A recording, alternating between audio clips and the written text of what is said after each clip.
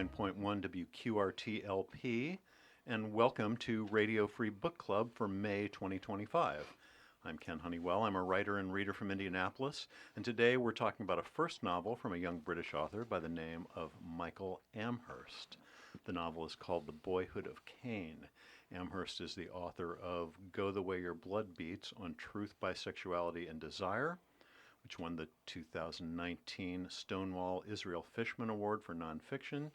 His short fiction has been longlisted for the BBC National Short Story Prize, shortlisted for the Bridport Prize, among others.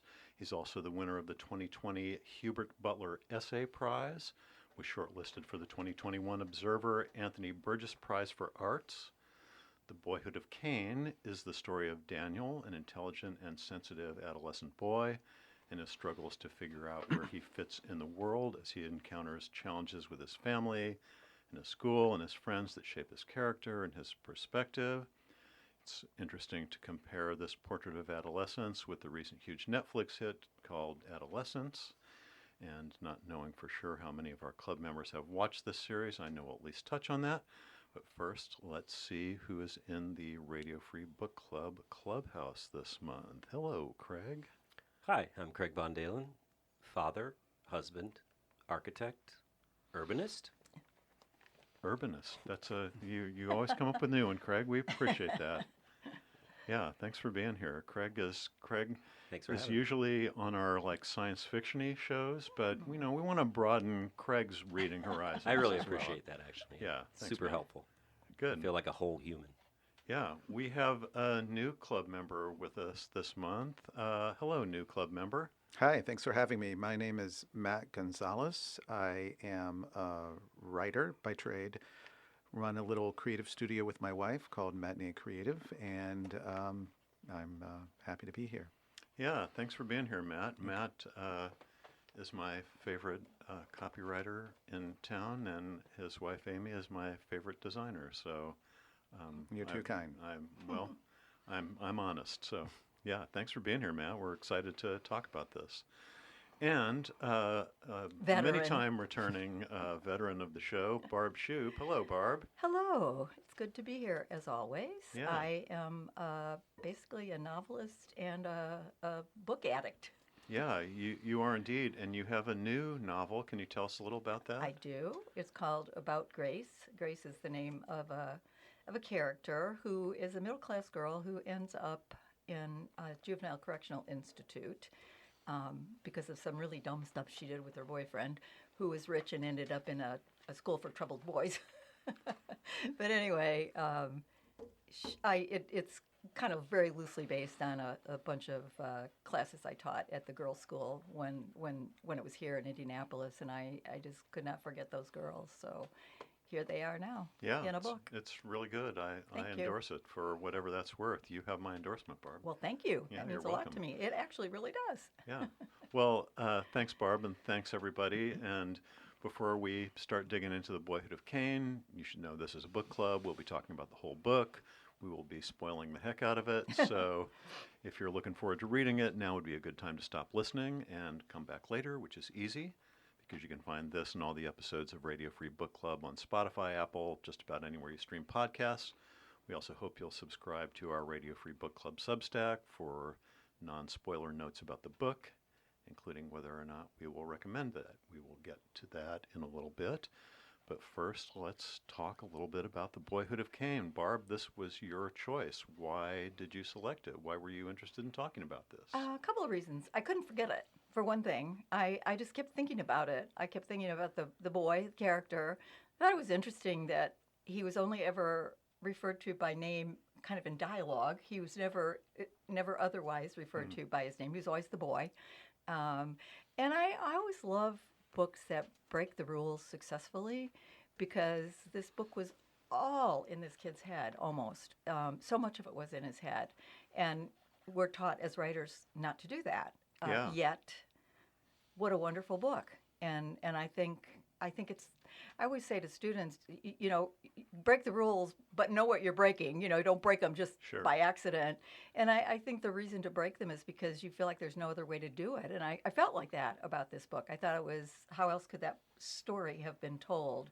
I was interested in this kid. I saw a lot of myself in the kid, i.e., I was the person who, was always asking the questions like, well, what about Adam and Eve? And so, like, if you go to heaven and you got married, but that other person married somebody, who are you there with? And these would be the kind of questions I would come up with at the same age. And I think there is that kind of a person in the world, and I'm fascinated by that. I also would like to talk about this more later, but the idea that William James idea that was in the epigraph about people who, what did he call them? I can't People remember. are born once. And Yeah, then born people once are and born twice. twice. Yeah. And the idea that people who are born once, they just are born and they just kind of keep moving along and collecting like tumbleweed and becoming bigger and more themselves. And it's a relatively easy, not easy, but not torturous kind Yeah. of path. And then there are those of us who aren't like that, and we are always having these moments of trying to figure things out. We don't really know, and we are born again. That's a funny term, but it is sort of what it is. There are moments that change us, and or certainly affect us in a way that should change us. Do we change or don't we? To me, that's one of the big questions in this book. Yeah. Yeah. What about that? Yeah. Well, were you familiar with Michael Amherst before No, this? Is I was anyone not. familiar with Michael Amherst? No. No. Yeah. I just picked up, I watch a couple of things. I think it might have been on that New Yorker list, like they do like books in short every week. I might have gotten it there. Or maybe The Guardian. I look at that always. Yeah. Well, let's talk a little bit about some general impressions. Craig, what did you think? What was working for you and what wasn't working for you? I listened to the book twice instead of reading it, which makes it a little bit different for me. This is the first time I've We'll ever call that done reading. Yeah. We'll reading. We'll call that But yeah, it reading. was still an opportunity to do something a little bit different than actually reading a book, which I've always done in the past.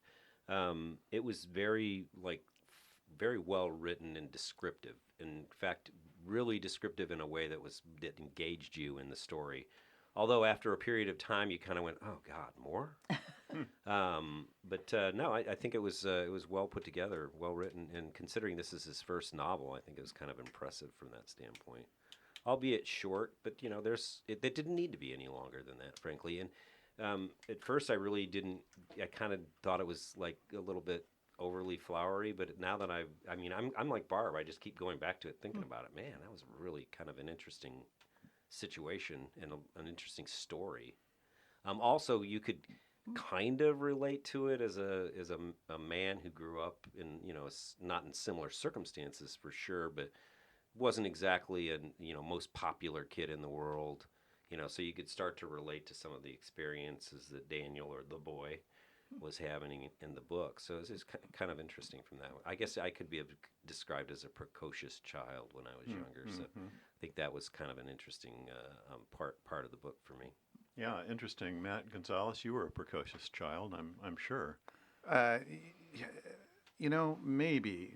It's easy for us, I think, to look back and imagine ourselves as precocious, but I honestly would have to ask my mom or a teacher or something to have that confirmed. But yeah, I like to think that maybe I was.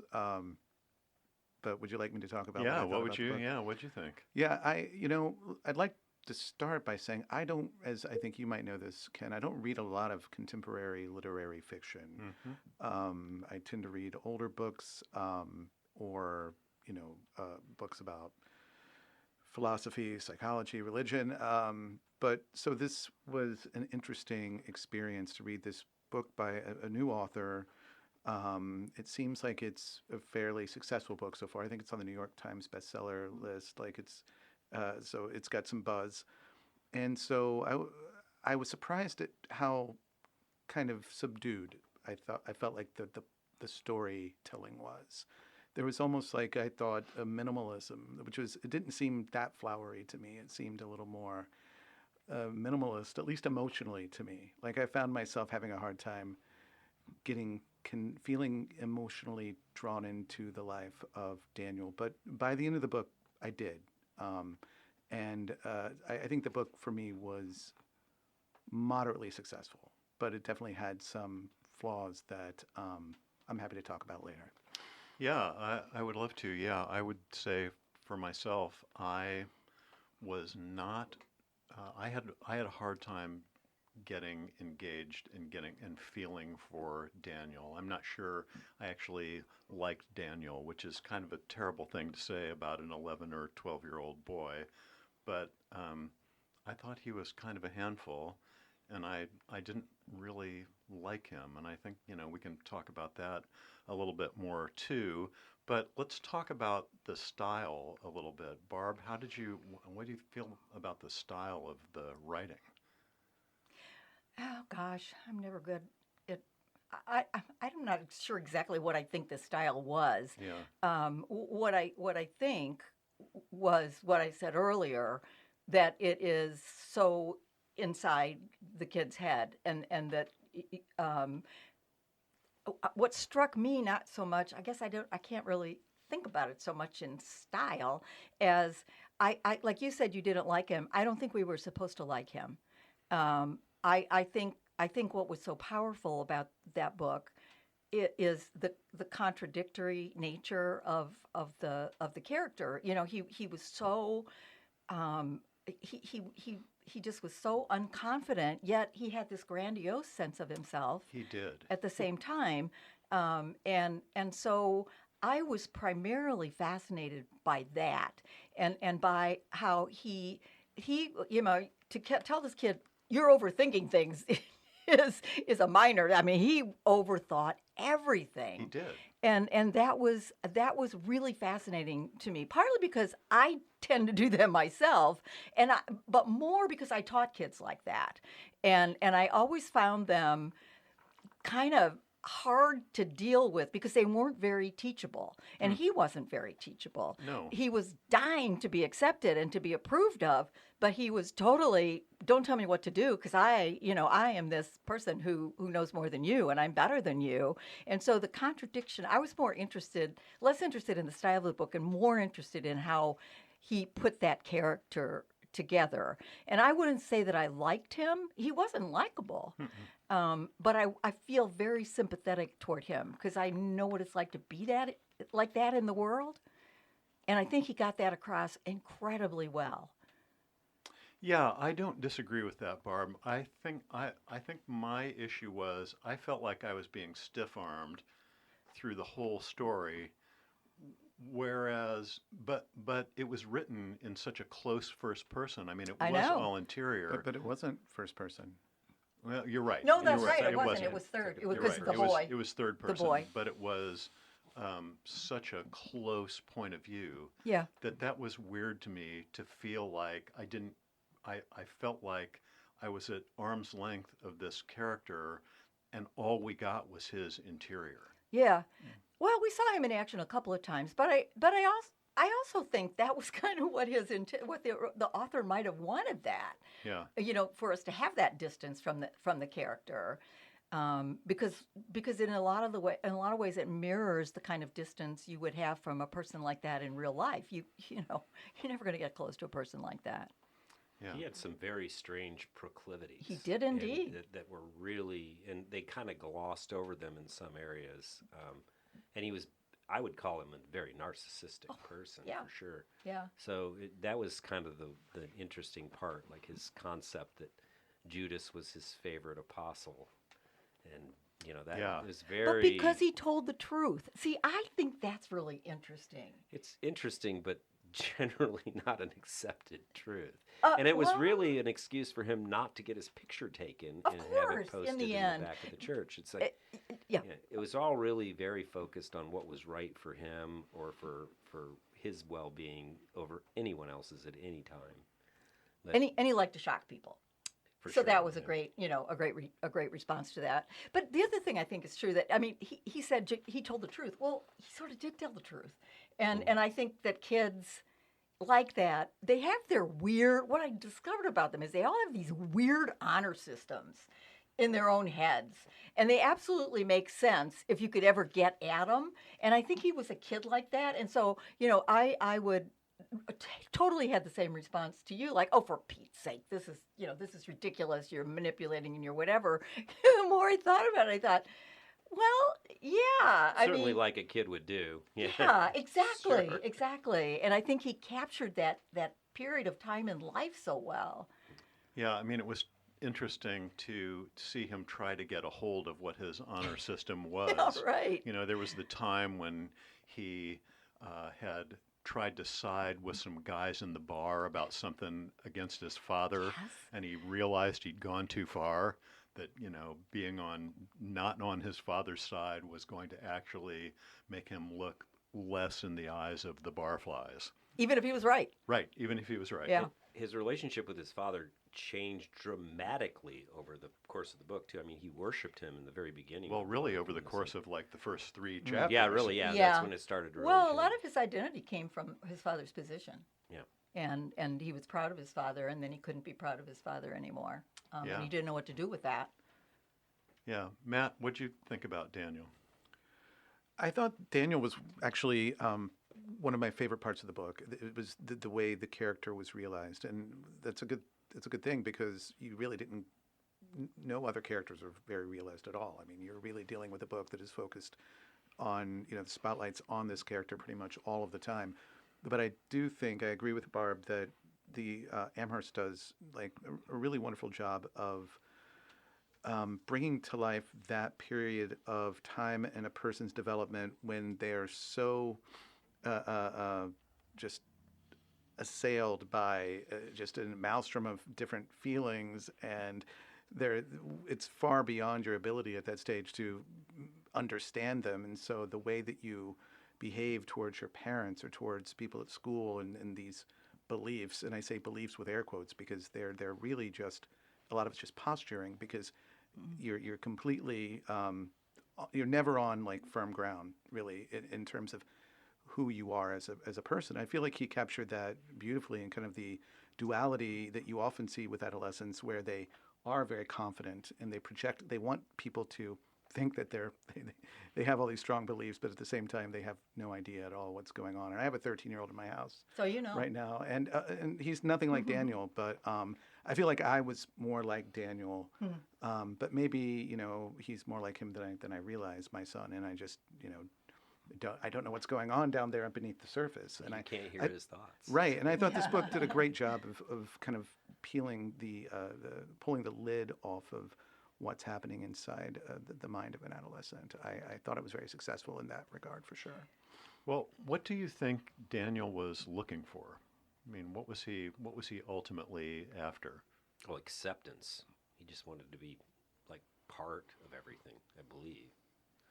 So he wanted to be one of the other kids, but he couldn't because he didn't physically measure up to what they were. And then when he did try to be part of them because of his intellectualism and his own personal narcissism, he couldn't relate to them, and they didn't like him, and they didn't want him around. He was the last kid picked for any soccer team, that's for sure. Yeah. Yeah.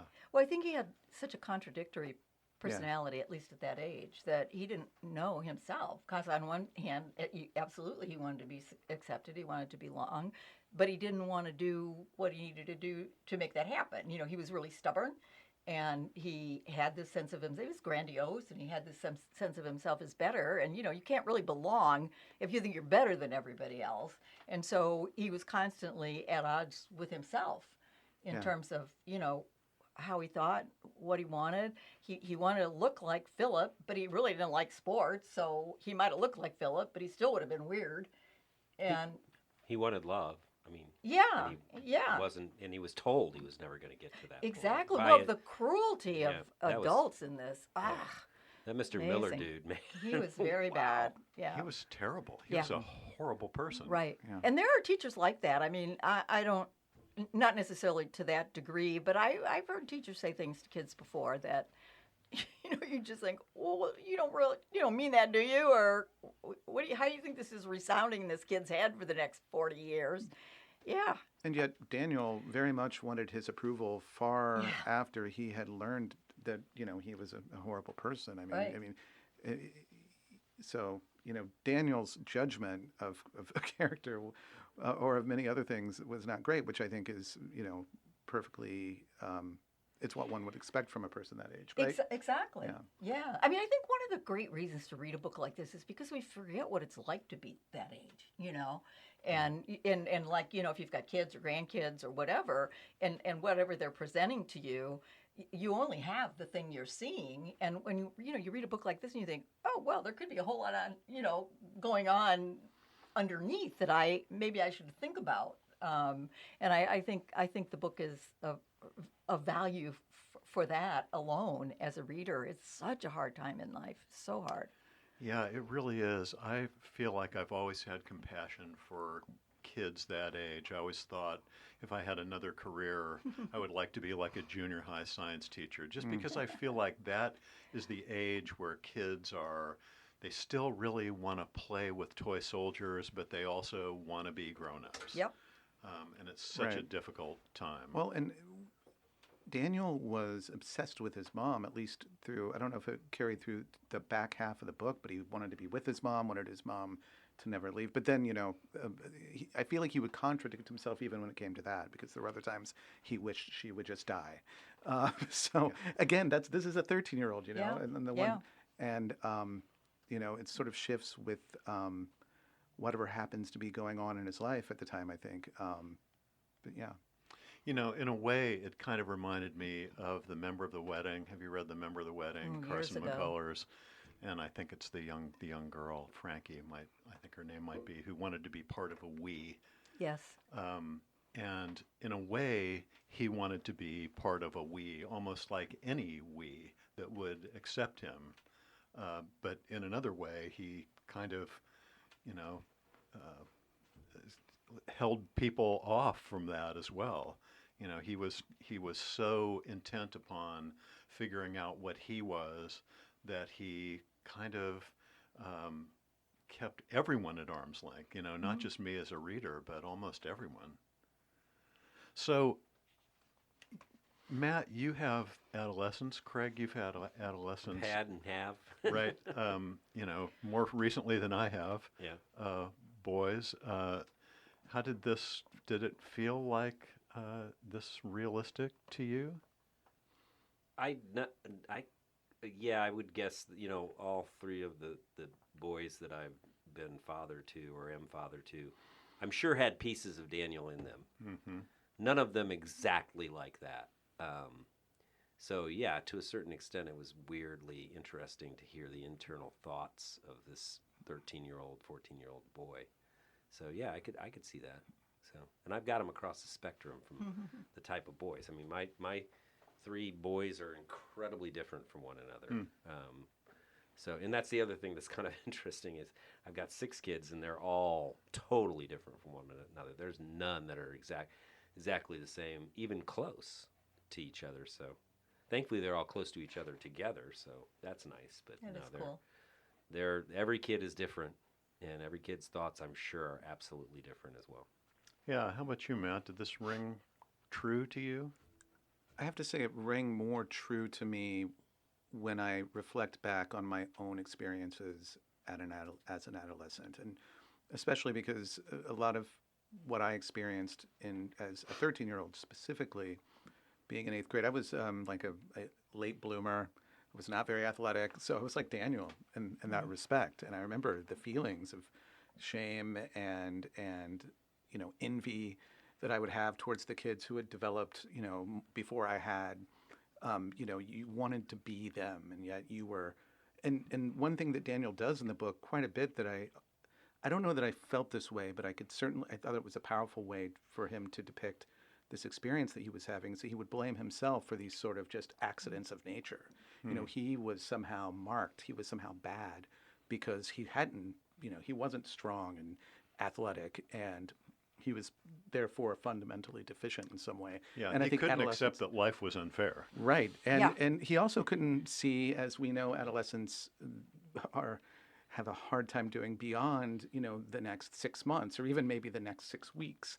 His whole life, is just everything's so small, and that's why adolescence is such a scary time for parents sometimes, Because if your child goes through a period of difficulty, you worry that they're going to feel like that period is never going to end, and they're Right. going to, we all worry about this mental health of our children, especially in the age of the internet and everything that brings with it. Yeah, well, let's talk about that a little bit because this seems to be set a couple of decades earlier, maybe. Yeah, I can. I mean, he was Barb We playing. did the math, Yeah, Oh, you it's- did? So sort of. based upon his interest in Jacques Villeneuve, the Formula One race car driver, it's mid '90s. Okay, that's about what I would yeah. have thought, And- just based on computer games and. It could also be considered curiously autobiographical. Because Sure. his age would put him to be make him Oh, yeah. Is that about 13 right? at exactly that Yeah. time as Huh. well. So, Yeah, I assumed that there was quite a bit of his own yeah, personality. yeah. Based upon the detail, you Yeah. got to believe that that's the case. Yeah.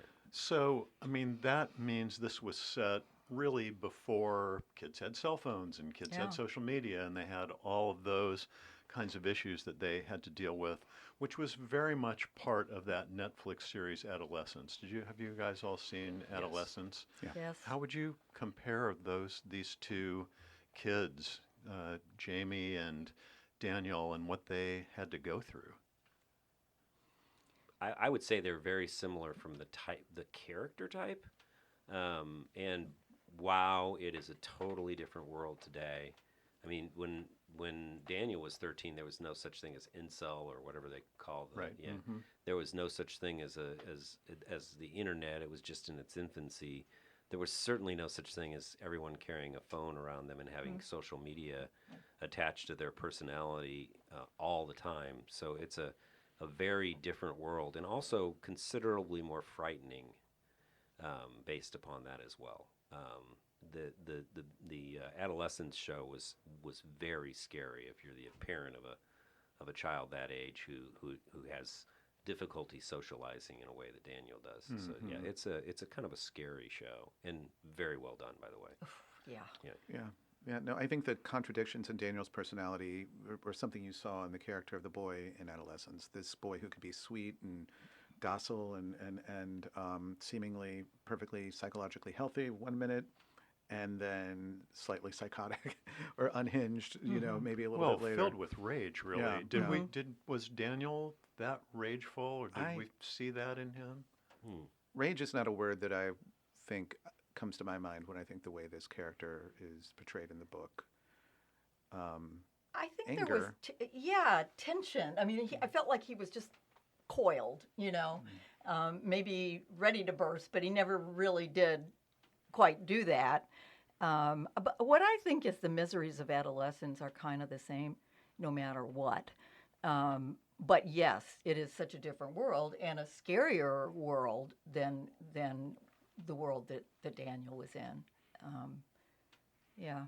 Missing from Daniel's story is the triggering effect of social media and how it can so get down under people's skin in a very personal way, but also in a very public way, where you can post things about somebody that is very personal. And even in the show in Adolescence, it was done in a way that the adults couldn't understand it.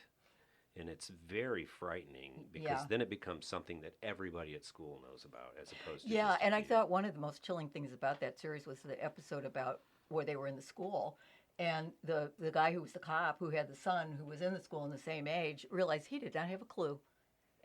He did not have a clue about what he was looking at, what it meant, what these kids were up to, and I don't think that was the case necessarily during this period of time when this book is set. Although I think there's always some element of that. I don't know if you guys, this may, I'm sure everything dates me, but there used to be this thing, I can't remember what they called them, friendship books, ironically, or something, where kids would pass around these books and they would be like a composition book, and it would have somebody's name at the top, and then people would write almost always mean things about them underneath. So there, it was kind of like manual social media or something. There were things like that were incredibly damaging, hurtful, mean, and I don't see a lot of difference. It's just the repercussions are greater, I think, sometimes now. Yeah, it was interesting to me though that in this book anyway, the adults in general were so much crueler than the kids were. I mean, adolescent Yeah. kids can be really cruel, but Mr. Miller was horrible. Yeah, he was really bad. He's also potentially a pedophile. But, you know. Oh yeah, I think so. I think that's what I'm- we're yeah, I think supposed to think. we're Yeah. yeah, I think that's right. Yeah. Yeah. So why? I think there's kind of there, at least what you hear in popular, just in the popular imagination these days, is this is a particularly difficult time for young boys. Yes. Why do you think that is? Chemicals. What- But why? But I mean, not just this age, but this This time in moment. the world, right? Oh, No, I think it has everything to do with where we are politically right now. And I think there's this weird idea out there that white males are screwed, that nobody cares about them Yeah. anymore, and that these boys are growing up and they feel like all the jobs are going to go to women and all the jobs are going to go to, people of color, and that they've lost whatever their dads had or their grandparents had, and they're mad. I have a grandson who, unbelievably, is 23, and I mean, he's not like that, but that's what we talk about it, and that's, I think that's it. And there's all this weird information about this incel stuff about what Yeah. is it, like some 20% of girls, I don't remember what it is, It's- but what is it? Well, I- 80% of girls are only interested in 20% 20% of boys. 20% of boys. I had to have my 19-year-old stepdaughter explain that to me today, and Well, I'm glad you it's did. involuntary celibacy, and yeah, there's also they get the people or the young men that get thought of as incel, they get caught up in, there's like Reddit and 4chan, and there's all these And Joe groups that they Rogan grow, and- and yeah. then they get embedded in Yep, it, and yep. they identify that way, and they're very violent and misogynistic because of it. That I don't think existed in the mid '90s like it does today. And that's really scary. Yeah, and it's scary It's stuff. really Yeah, because scary. they justify violence against women based upon Yeah. them being part of that 80% of men that women aren't particularly interested in, which is a terrible and weird statistic to start with. It is a So, weird statistic and terrible Yeah. statistic. And I mean, it's just, but at the same time, having taught all these years and seen all these kids grow up and do whatever, one of my great pleasures has always been watching those boys, mostly it's boys, who were just like nerds in high school. And I would always think, like girls, he's really cute, and he's really smart, and you ought to be paying attention to him instead of that other dumb guy over there. But they never get it, and then some of these guys, then they grow up and they're really cool, and I just take a lot of pleasure in that. Yeah. But of course, when you're 13, you don't know that, or Yeah. even 19, you don't know that, and yeah, it's ugly the way that is, and very sad. But you said they want to identify, and I think we're all the way back to that belonging, identifying, and everybody wants that one way Well, or another. they become part of. They actually let it become part of them Yes. in a way that it becomes an important part of their person. Sadly, which is yes. which is kind of sad, because I mean, I could see where I would fall into that when I was 13, thinking, oh yeah, because I wasn't really all that great Not that looking, cool, and yeah. my mom gave me a perm when I was 13, and I looked terrible. You know, I'm sorry. I really liked Rush in college or in high school, so I didn't really get a lot of dates. That's obvious, that's changed throughout my life, but yeah, I could see where Yeah. you could start to identify with that, and then it becomes part of your being and your character. Well, and because And- then it's everywhere too. I mean, it wouldn't have been everywhere in the 1990s. Like, you can find this, you just get on social media, you get there, it's Yeah. all out there. And then all of a sudden, you're identified with a group and you've got power. And you didn't have power before. You had no power. Yeah. You were just this dumb kid. So, Yeah, I mean, it's interesting because obviously this book was written before the word incel existed, before the internet existed, before there was this, medium that would allow these communities to form and then sort of almost rally behind this kind of negative idea of being an involuntarily celibate person. But I do think, just absent all of that, being 13 for certain boys is always going to be very difficult. I think, and this is what made Daniel so relatable to me.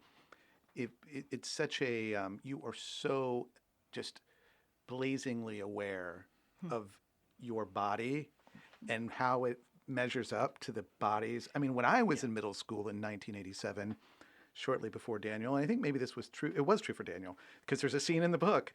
We were undressing in locker rooms the together worst. every day, and we had to. It was mandatory. We The saw gym everybody teacher naked, yeah. made sure you took a shower. Yeah. It was weird. But and there's a scene in the book where Daniel is caught looking at Philip, and clearly, and this is something we can talk about, but his sexuality is something. And another thing I appreciated about the book, by the way, was the subtlety that Yes. issue was explored. It wasn't like it could have easily have been like a queer book. And I think some people have characterized it as that, but it's not really. That's not the point of the book. No, it didn't seem like it No, at all. because he doesn't even know, No. No. but don't he think does he's ever- notice things. But there's Yeah. definitely indications here and there that he may be interested in boys. He's also interested in Jade. That's right. That's right, which is He- also really confusing is, for yeah. him. Right. I'm sure. He's all over the Yeah. place. Yeah. But just that and it brought back for me just that. And I ruminate. I don't know if this is what life has been like for you guys, but as I get into middle age, I think a lot about my childhood. Probably a lot more about my childhood than say my 30s. Like I can barely remember my 30s. Well, it's what but- made you. Right. You right. know, it's what makes us. Those experiences that we have when we're kids. And we don't know it at the time. How they're shaping that lens Right. that we see the world through. I mean, it was the same for me. I was like the skinny. Oh my gosh! I mean, I wore 2 pair of knee socks because my legs were so skinny. That's Yeah. how bad. I mean, how self-conscious I was. Yeah. And it's just brutal. And that's true no matter what. I mean, that's been true.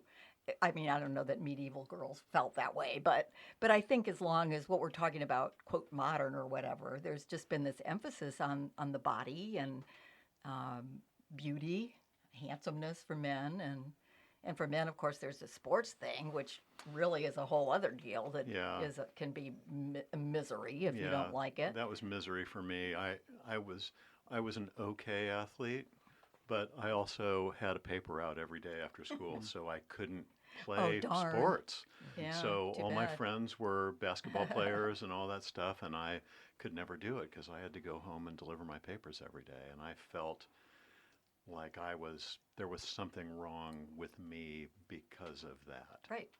Can I note something that as we talk about like how you mentioned your paper out? I had a paper out in middle school too, but I spent the time rolling. I had to roll the papers, before I delivered them, and I would watch MTV, and this was in the late '80s every day. I mean, for me, pop culture and television was like a huge part of my adolescence, and to a probably deleterious degree. But it's not in this book at all. Not a lot. He It- stays home and watches cartoons when he's sick, but Right. that's about it. But it made the book seem like it was set in an earlier time almost than it actually Yeah. was, because it seems like he's hardly ever watching television. There's I not, think that's Britain. I think that's Yeah. partly because television didn't come to them as it is to us for a long time, and I don't even know. That'd be an interesting thing to know what their TV situation was then, because they just didn't get a lot of stuff for a long time. yeah. Well, were there passages, were there scenes in the book that particularly resonated with you, Craig? Anything that was I just, when I particularly listened stood to it out? again, I wrote down dispassionately conceived. Mhm. Because he was his mom said that on their honeymoon it was the first time that he and her husband had had sex, and that it wasn't really what she expected or that great. Yeah, and what's then up with that? he Why- was What conceived mother? during that period. It's like, whoa, why would she tell him that? Well, So he yeah. felt as though he was dispassionately Yeah. conceived. She had I some love issues. that. Yes, she did. Well, and of course, it's a totally dysfunctional family. There's Yeah. always that. Yeah. Although what family isn't? But that was part of his thing, part of his problem. And Although he had a sister who seemed perfectly normal, as he pointed out from time to time. Yeah. Who knows why? Yeah, Matt, how about you? Anything that particularly struck you? I generally thought that the novel was pretty beautifully written. I did find the sentences to be short. I don't know if that's a weird thing to point out, but there was a rhythm to the book that I could have used a little more variation there, perhaps. But you know, I mean, this is a person who clearly has been through some creative writing. You know, he's worked up towards a PhD in creative writing. He's been working on writing a novel for a long time, and I thought that showed in the quality of the prose. I thought also an interesting line that just stuck with me is when he went to Mr. Miller's house and he sees the Death in Venice and he thinks it's an Agatha Christie novel. Yeah, And therefore right. thinks he's sort of this simpleton who reads, you Yeah. know, this love that. non-literary mysteries, and actually it's Thomas Mann and it's about a pedophile, right? I mean, I think that I've never read Death in Venice, but I know it's the narrator is obsessed with like a boy Yeah. in the story, and so it just was an interesting little piece. Yeah, Yeah. I was a little obsessed with the Hay Wain. yeah. That was I interesting. had to look up Yeah. the Hay Wain and I that. did too. Yeah. Yeah. Well, I didn't capture that. What do you? Well, there was I forget who the artist was, but the painting, the Hay Wain, I can't remember the artist, but Is it Courbet or something like that? no, he's a French? British, No, he's British British. artist. Oh, it's yeah. British, right? Apparently, it's super famous in England. Yeah. Like, it's a very but boring. And he, right, and Daniel expressed a liking for it, and Mr. Miller just mocked him for it. Forever. Right, and then all the kids mocked him for it. That was so awful. It really was. It really was awful. So let's also talk about Barb.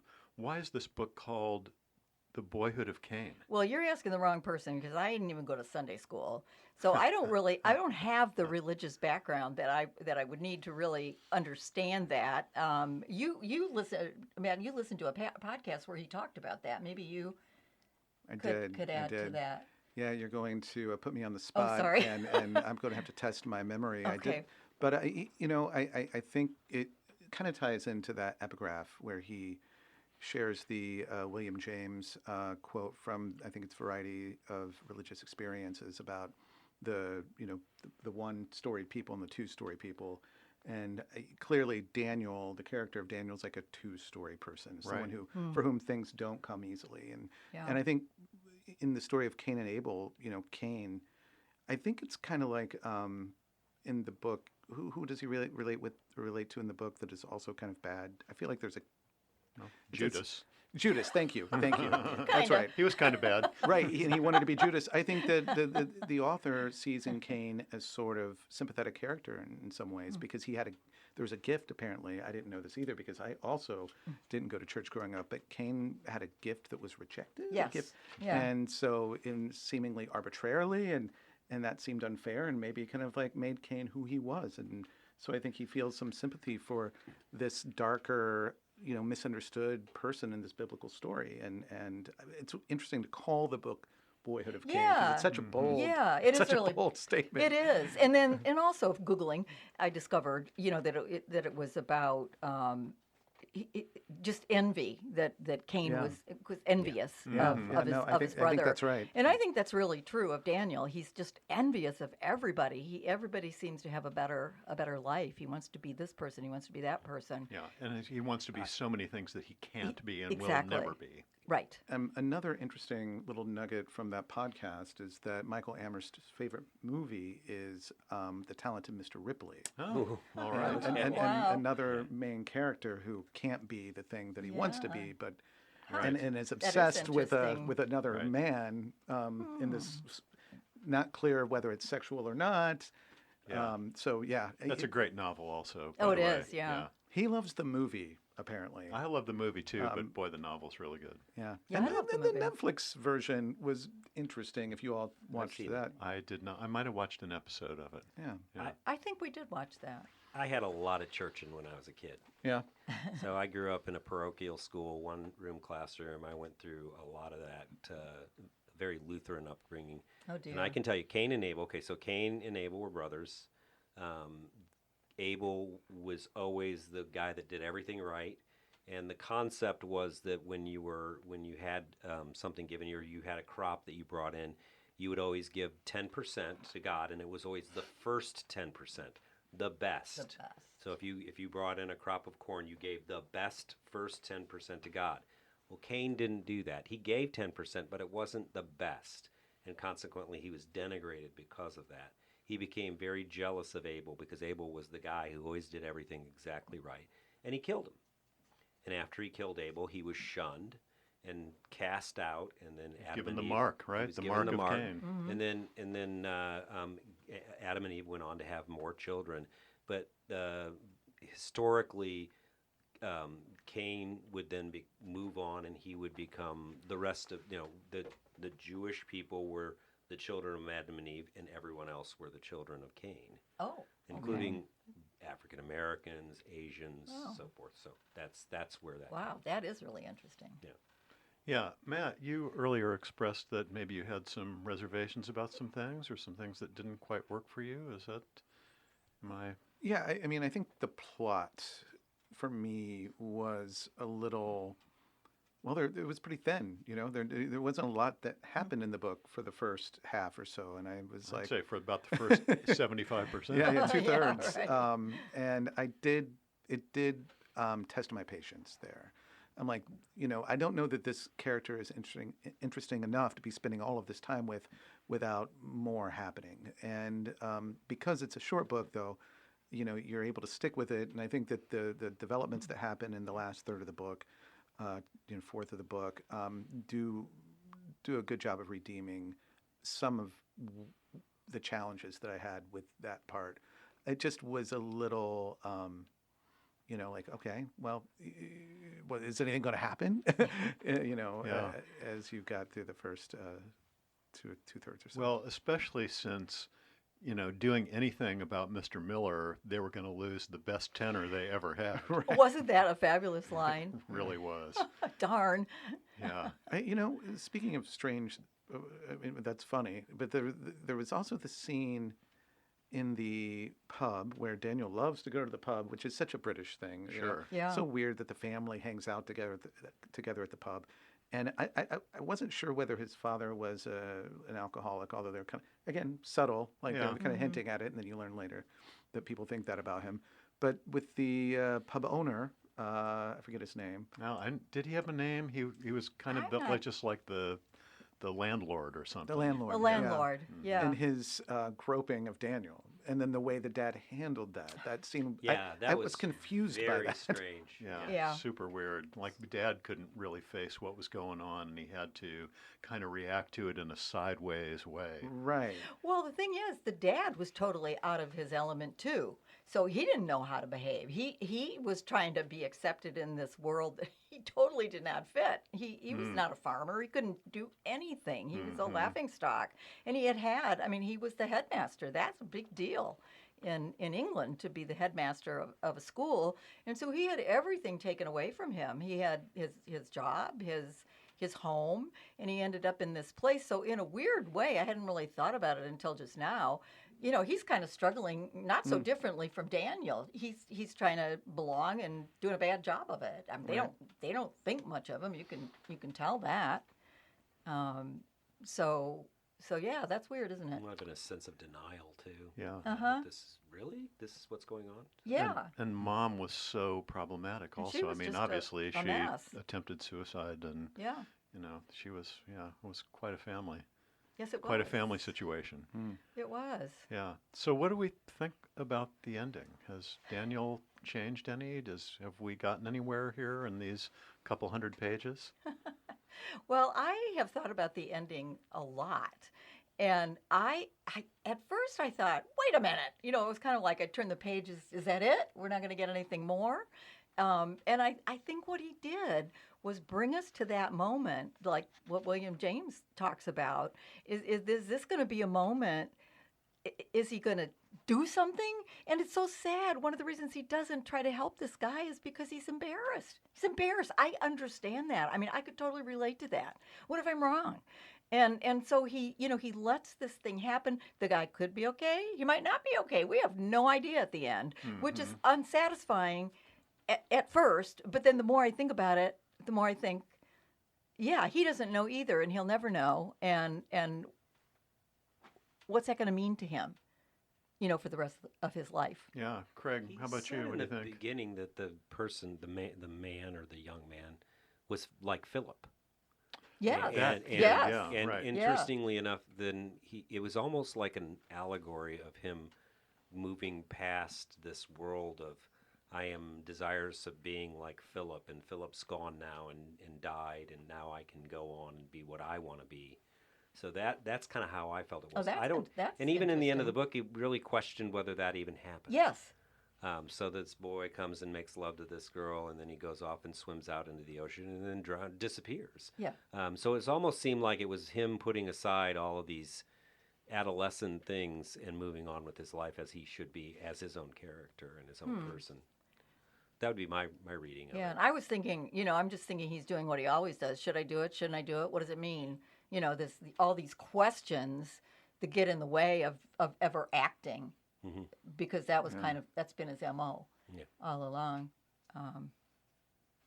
Yeah. What do you think, Matt? Yeah, I didn't mind the ending. I mean, I think when you have a book that is rather plotless like this, the ending is not an easy thing. It's almost like it was more poetic than a resolution. Like to me, I didn't get a sense of resolution from that ending, as if there could even be a sequel to this book where we catch up with Daniel, the next year, because it's this boy who's in the water. I guess maybe, was it a hallucination that Daniel had? Yeah. I mean, probably not, but it's possible, I guess. Would you read about Daniel in high school? Probably not. Yeah. I don't think I need more Daniel. And I didn't hate him. He reminds you a lot of Holden Caulfield. I mean, I feel like this book reminded me of Catcher in the Rye. Just it's a coming of age story. It's about adolescence. But I love Catcher in the Rye. But I read it when I was 16. I still love it. Yeah, I read it again when I was in my early 20s. I haven't read it since. But I wonder how this book might resonate. And this is my journal, not the book. I'm touching my journal. But I'm wondering how it might resonate with 16-year-olds. Yeah. Me too. Yeah. And you know what? Interesting. This is a young adult book. You think so? Yeah, You think so? Based on my definition, which is that they are raw and wondering, and you have the sense that the person has no clue what's happening. He's just following along his own life, and that's what the best of those kind of books are about. It's right there, right now, and that's what this book does. Yeah. It is the mind of a kid. A kid would relate to this. Yeah. Yeah, I mean a certain kind of kid. It's like I feel like a British kid might relate Yeah, to it. I right. think it might struggle with American teenagers. I don't know. I feel like there's a kid out there who would read that and say, "Thank God I'm not the only one." Yeah. Which is Yeah. what I always think books are for, Yeah, anyway. Yeah. Yeah. I thought a little about Holden Caulfield, but I also thought a little bit about The Pride of Miss Jean Brodie, Oh, because I love that book. I do too, because Mr. Miller was so horrible. He was. And Jean Yeah. Brodie was pretty horrible. Yeah. So I have two questions for everybody. One, have you been born once or born twice? And two, would you recommend the book? Craig? Definitely Born Twice. And I would recommend the book. Yeah. It's an easy read, and it's very interesting to a certain extent. Yeah, great. Matt? On the spectrum of born once to born twice, I don't like binaries, so I think I lean born twice. Yeah. And but I definitely have some reservations about going full born twice. And would I recommend the book? To some people, I think. Yeah. Yeah, I that don't know makes that sense. I don't think I could give it a blanket recommendation. I think there are people who I would think, this isn't going to be for you. I think it's interesting I would be curious what I don't know that it's for a 13-year-old, It's No, I almost think like it would be you for a need to- 16-year-old. Yeah. Yeah, I it's think that, so. you need to 17-year-old. get through that part of your Yeah, life. yeah. Because I was Then like, I don't think my reflect. 13-year-old would No, like it. He's still no. into Hunger Games anyway, so Yeah. all of that. So Well, Barb, you recommended it to us. Would you recommend it to others? Well, I think you're right, Matt. I don't think I would recommend it to everybody. Like I think for a certain kind of person, a certain kind of reader, I would recommend it heartily. I think it does. I think it does really well, and I think it's wonderful. And as for Born Once or Twice, I would say 10 and still counting. I would say I may only be a born once guy. You are a lucky man. Yeah. I believe that for you, Ken. And I think that's right. You seem, Yeah. I could believe. I believe think that. maybe so. And I would be interested to know what like an adolescent would think of this book, but I'm not sure I would recommend it. I didn't love it. I got through it a couple times, and I tried to like it better the second time, and I'm not quite sure I did. But Well, you know what? I think people who would really like it are the more than one born. Yeah. Because I Yeah, mean, maybe seriously, so. That makes sense. I really Yeah. think that's true because I think if you have those kinds of struggles, you think you need books like that because it's helpful Yeah. not to be by yourself. No, I love that. I love Yeah. that you're at one time. I'm very happy for Yeah. you about that. me too, I guess. I know Well, you should be. let's Ken talk. may be the most stable human we know. Yeah. Well, I Very- don't know. very I stable. think I might be married to one. Whoa. Well, let's talk about maybe some other things we like. Do we have any recommendations? Craig, you have another recommendation for us? I don't have it. My next two books that I'm going to read. I'm going to read Alexander Hamilton by Ron Chernow. And I believe that in our world today, we need to look back at the real history of Oh, the United boy. States of America No and kidding. understand what really happened instead of what we're being fed by some of the jackwagons that are out there telling us. Thank you for not cursing, Craig. And then- Is jackwagon a curse? I don't It think is so. now. I think we can get. And then Laurel has strongly suggested that I read Catcher in the Rye because I'd never read J.D. all Salinger's right. Catcher in the Rye, Yeah, so I will be think reading that. Would be great. So. Yeah. Oh. Matt, what do you think?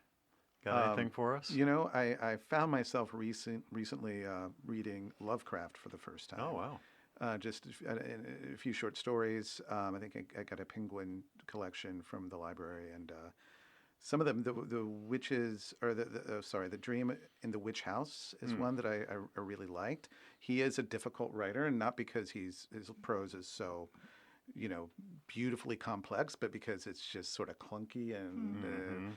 A lot of passive voice, but the stories are interesting. But I found him by way of Michel Houellebecq. Have you all ever heard of this?